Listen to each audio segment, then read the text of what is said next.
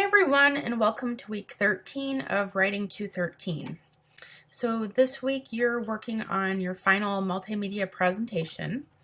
I've uploaded an article for you that will help you to understand modality and the choices about how to present information for this project. I invite you to think big and to be creative in the way that you show what you know. The only assignment that's due this week is another source summary and review, so you'll do this again for another source. I hope this information can fit cleanly into your paper. You should be able to copy and paste your reference, and then also your summary should be useful in your work in some way.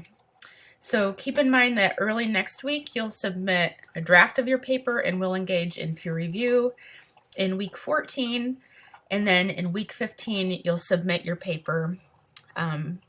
In advance of finals, there is no final exam period, no final exam, but you will submit a reflection during that week.